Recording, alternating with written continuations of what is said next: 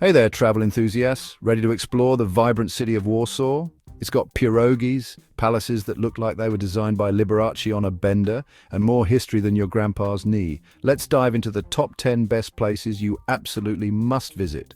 In Warsaw, you can wander through medieval squares, get cultured at world-class museums, and maybe even learn how to say "dziękuję" without pulling a muscle in your tongue.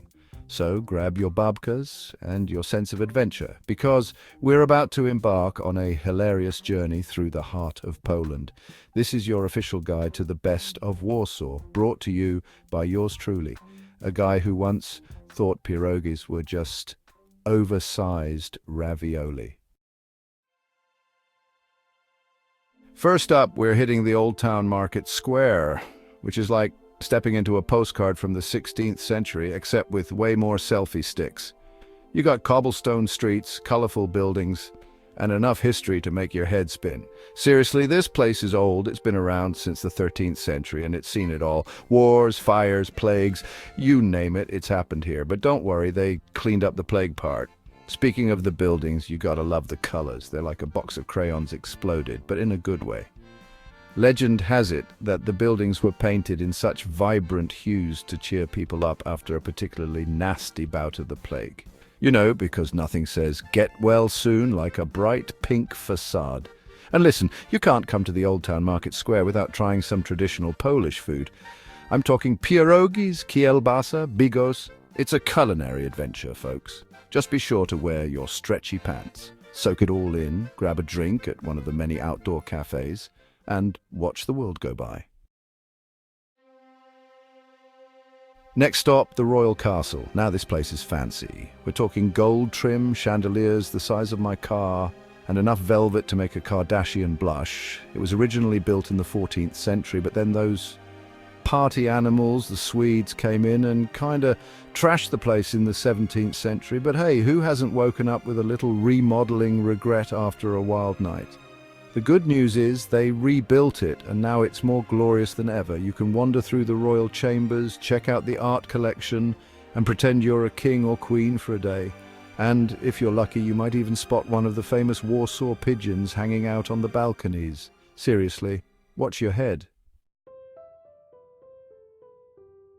All right, time for some fresh air and maybe a little therapy, because those peacocks at Łazienki Park are ruthless. They strut around like they own the place, judging your outfit and laughing at your selfie attempts. But hey, you can't blame them. They're fabulous. And besides, they're just one of the many attractions in this sprawling park.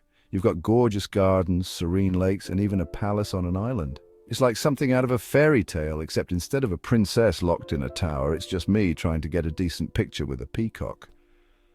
Speaking of the palace, it's called the Palace on the Isle, and it's pretty sweet. It used to be a summer residence for Polish royalty, which is a pretty tough gig to beat.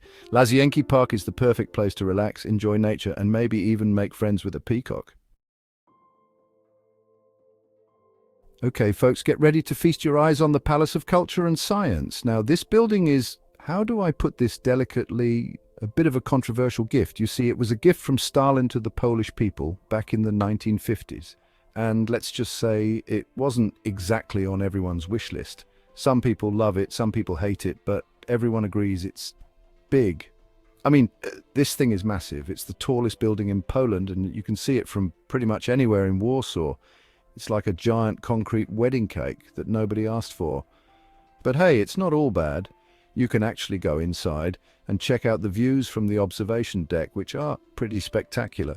Plus, they have a bunch of museums, theatres, and even a swimming pool inside. Get ready to get real, folks, because the Warsaw Uprising Museum is no laughing matter. It's a powerful and moving tribute to the brave men and women who fought and died for their city during World War II. This museum is an emotional roller coaster. You'll learn about the horrors of war, the resilience of the human spirit, and the incredible bravery of the Polish resistance fighters. But it's not all doom and gloom.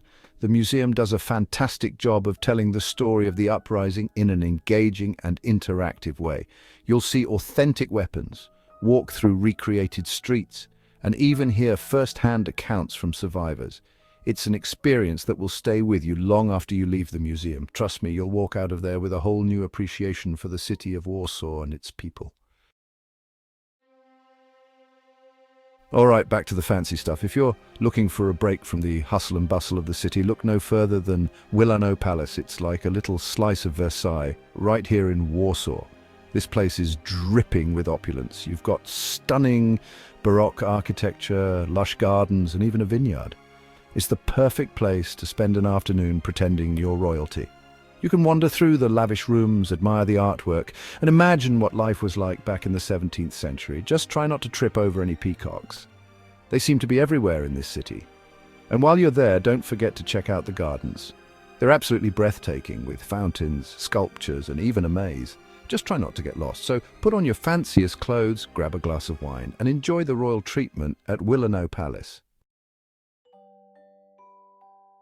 Calling all science nerds and curious minds, the Copernicus Science Center is the perfect place to unleash your inner child and geek out on all things science. Forget boring lectures and dusty exhibits. This place is all about hands-on learning. You can explore the human body, experiment with electricity, and even create your own tornado. It's like a giant playground for your brain. And the best part is you can touch everything. That's right, no more do not touch signs here. You're encouraged to poke, prod, and experiment to your heart's content. They've got over 450 exhibits to explore, so you can easily spend an entire day here and still not see everything. But hey, that's just an excuse to come back again, right? Get ready for a powerful and moving experience at the Poland Museum of the History of Polish Jews.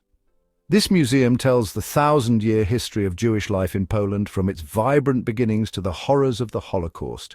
It's a story of resilience, tragedy, and hope, and it's one that needs to be told. But don't worry, it's not all doom and gloom. The museum does a fantastic job of showcasing the richness of Jewish culture and heritage. You'll learn about Jewish traditions, see beautiful artifacts, and hear inspiring stories of survival and resistance. It's an experience that will stay with you long after you leave the museum. And hey, the building itself is a work of art. It's modern, sleek, and incredibly symbolic. Seriously, even if you're not a history buff, it's worth visiting just for the architecture. Who needs the beach when you have the Vistula River? Okay, I know it's not exactly the same thing, but trust me, the Vistula River beaches are the perfect place to soak up the sun and enjoy some Warsaw summer vibes. You can relax on the sand, take a dip in the river if you're brave enough, or just enjoy the lively atmosphere. And yes, before you ask, you can actually swim in the Vistula River. But hey, I'm not making any promises about the cleanliness, but let's be real. The best part about the Vistula River beaches is the food. You'll find everything from traditional Polish sausages to ice cream to, of course, more pierogies, because you can never have too many pierogies. They've got volleyball courts, playgrounds, and even outdoor bars and restaurants. It's the perfect place to spend a sunny afternoon with friends or family. Just don't forget your sunscreen. So grab your towel, your swimsuit, and your appetite, and head down to the Vistula River beaches. You might even get a tan. Get ready to explore the hipster haven of Warsaw, the Praga district. This formerly gritty neighborhood is transformed into a hub for artists, creatives, and anyone looking for a taste of Warsaw's alternative side. Forget your fancy pants restaurants and designer boutiques. Praga is all about grungy bars, underground clubs, and street art that will blow your mind. You can wander through the streets, admire the colorful murals, and soak up the bohemian atmosphere. And hey, the beer is pretty cheap too, which is always a bonus. But Praga isn't just about cheap drinks and edgy art. It's also home to some of Warsaw's most interesting historical sites, like the former vodka factories and the pre-war tenement houses. So come explore the other side of Warsaw in Praga district. You might even find your new favorite hangout spot. And there you have it, folks. The top 10 best places to visit in Warsaw. Pack your bags, brush up on your Polish, and get ready for an unforgettable adventure. Warsaw is a city that has it all: history, culture, delicious food, and a healthy dose of weirdness. From exploring ancient castles to stuffing your face with pierogies, there's something for everyone in this vibrant city. See you in the next video.